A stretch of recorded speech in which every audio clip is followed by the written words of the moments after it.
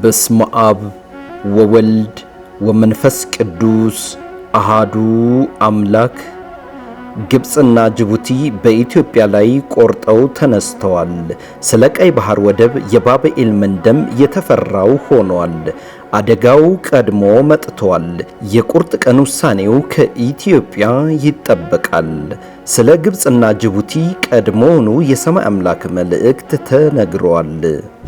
አሁን ግብጽ አንስታ እኛ ልምታ ብትል ቀድሞም ይመታታል።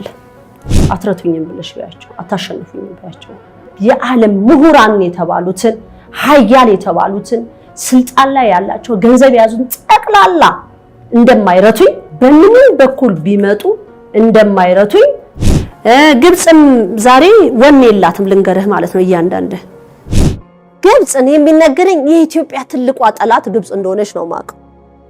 ስለዚህ አሁን ስልጣን ላይ ተቀመጣችሁ መፍትሄው ምንድነው ለዚህ ጦርነት ካላችሁ? ሰላም ጤና ይስጥልኝ ክቡራትና ክቡራን በዓለም ዙሪያ የምትኖሩ ውድ ኢትዮጵያውያን ሰላም እግዚአብሔር ከናንተ ጋር ይሁን እያልኩ ኢትዮጵያን የባህር በር ወደብ ለማሳጣት እንሰራለን ብለው ተማምለው የተፈራረሙትን ስለ ግብጽና ጅቡቲ ቀድሞውኑ በሰማይ አምላክ መልእክት ምን ተብሎ ነበር የሚለውን የኢትዮጵያ ትንሣኤ ዜናን ሳምንታዊ ዘገባን ወደ እናንተ የማደርሰው አነ ገብረአብ ሳሙኤል ውእቱ እስከ ፍጻሜው አብረውን ይቆዩ። ምን ባያቸው ተብያለሁ? አትረቱኝም ብለሽ ባያቸው አታሸንፉኝም ባያቸው ተብያለሁ። በቃ እንደወረደ ነው የነገርኩት ለህዝቡ ማለት ነው። አታሸንፉኝም ስል ማንን ነው? ሊቃውንት ተብለው የሚባሉትን የዓለም ምሁራን የተባሉትን ሀያል የተባሉትን ስልጣን ላይ ያላቸው ገንዘብ ያዙን ጠቅላላ እንደማይረቱኝ በምንም በኩል ቢመጡ እንደማይረቱኝ ይሄንን በመንፈስ ቅዱስ የተነገረኝን የተናገርኩት። ነገረ ጅቡቲ በዚህ ዘመን በዚህ ጊዜ በአፍሪካ ምድር ዛሬም ድረስ በቅኝ ግዛት የምትገዛ ሀገር አለ ቢባል ብዙሃኑ ሰው ለማመን ይከብደዋል። ነገር ግን በቅኝ ግዛት ዛሬም ድረስ የምትገዛ ሀገር ጅቡቲ ናት። ጅቡቲ የኢትዮጵያ አይን ላይ ተለጥፋ የምትተነፍስበት አፍንጫዋ ውስጥ ተወትፋ ራሷን አሳልፋ የሸጠች መንደር ሆና ሳለ በተለምዶ ሀገር ተብላ የምትጠራ ጅቡቲ ናት። በታሪክ የምናውቀው ቅኝ ግዛት አንድ ሀገር ነበር የሚገዛው። ጅቡቲን ግን ቅኝ የሚገዟት ብዙ ሆነው ነው። ከግብጽ እስከ አሜሪካ፣ ከጃፓን እስከ ፈረንሳይ፣ ከእንግሊዝ እስከ ቻይና ጠርንፈው የያዟት የራሷ ሉዓላዊነት የሌላት ከኪራይ ገንዘብ በልታ በተውሶ ወታደር ተጠብቃ የምታድር የኢትዮጵያን ውሃና ደም እየመጠመጠች የኖረች ምናልባትም ከተባለ የሀገር ጋለሞታ ናት። ትንቢተ ናሆም ምዕራፍ 3 ከቁጥር 4 እስከ 19 እንደተጻፈው ስለተዋበችው ጋለሞታይቱ ሀገር ከግልሙትናዋ ብዛት ይህ ሆኗል።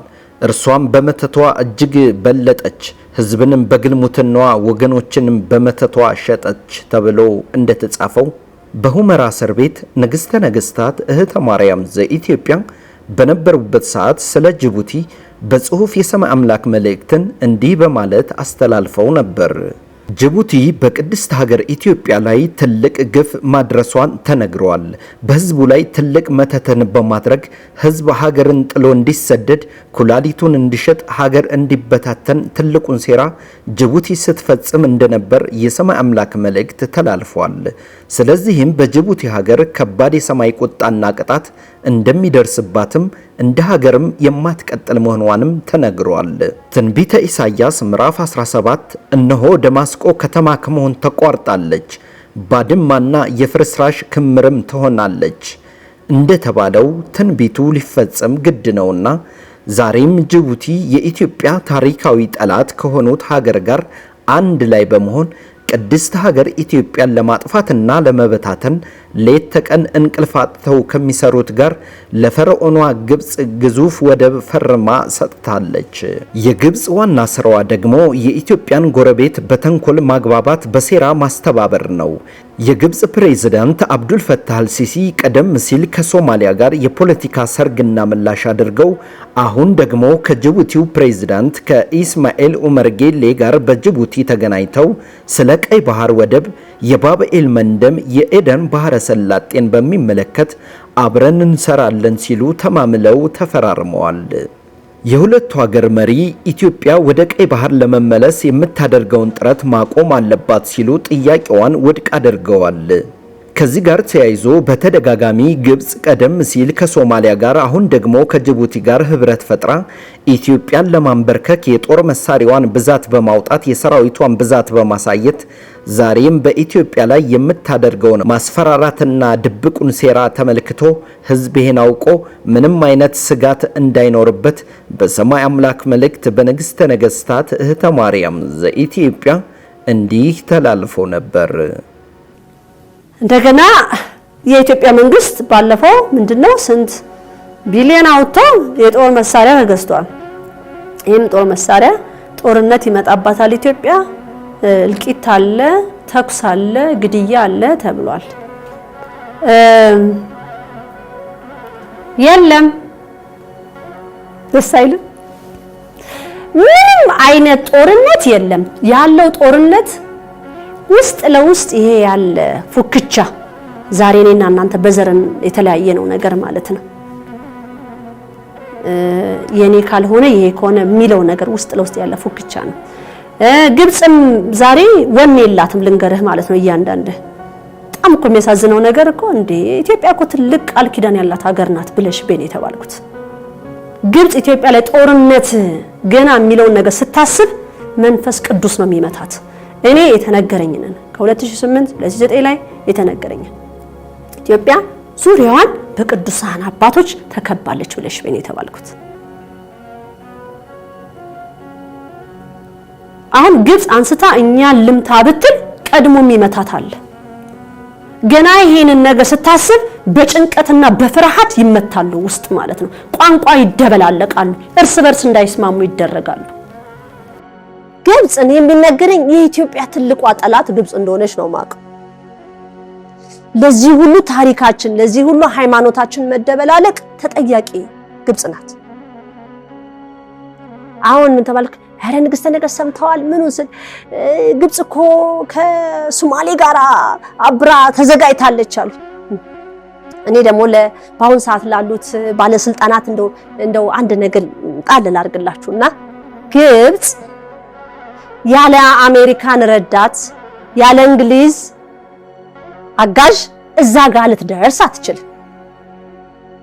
እንግሊዝም እያገዛት አሜሪካም እያገዛት አይዞሽ እያላት እገዛላት አሜሪካን ያግዛታል። እንግሊዝም ፈረንሳይም ሁሉም ያግዟታል። ከዛ ደግሞ እዚህ ጋር ያላችሁ ባለስልጣን ደግሞ አሜሪካንን ለማስደሰት ዶላራቸውን ጣራ ሰቀላችሁላቸው። የኢትዮጵያ ሕዝብ በኑሮ ይንፈረፈራል። አሜሪካን እንግሊዝ ሂጂ ኢትዮጵያን በዛ በኩል ሆነሽ እንዲያርጊ ተብለው ተልከዋል። ከዛ ደግሞ እዚህ ጋር ያላችሁ ባለስልጣን ደግሞ አሜሪካንዬ እንዴ ዶላርሽን ወደ ላይ ሰቅልልሻለን ምን ችግር አለ እያላችሁ ታባብሏታላችሁ። ስለዚህ አሁን ስልጣን ላይ ተቀመጣችሁ መፍትሄው ምንድነው ለዚህ ጦርነት ካላችሁ እውነት እንናገር ካልን ማለት ነው እንደው በእግዚአብሔር አይን በመንፈሳዊ አይን ሳየው ከአሜሪካን ከእንግሊዝ ከፈረንሳይ ከምዕራባዊ አገር ጋር ያላችሁን ግንኙነት በሙሉ ቁረጡት ቁርጥ አድርጉት። ታዩታላችሁ ተዛ የምትቀበሉ ከሆነ ከሰማይ አምላክ ቁጣና ቅጣት ያለባቸው ሀገራትና ባለስልጣናት የእግዚአብሔርን ሕዝብ ያሰቃያሉ እንዲሉ ቢሆንም እንዲህም ኑሮ ተወዶ ለኢትዮጵያ ትልቅ ተስፋና ስጦታ በረከት አለ። እንዲህም ሰላም ርቆ ለኢትዮጵያ ትልቅ ሰላምና እረፍት አለ። እንዲህም ድቅድቅ ጸልመት ሆኖ ለኢትዮጵያ ትልቅ ብርሃን እንዳለ እየገለጽኩ የኢትዮጵያ ትንሣኤ ዜናን የሳምንቱን ዘገባ በዚሁ ፈጸምኩ። ወስብሐት ለእግዚአብሔር ወለወላዲቱ ድንግል ወለመስቀሉ ክቡር። ይቆየን።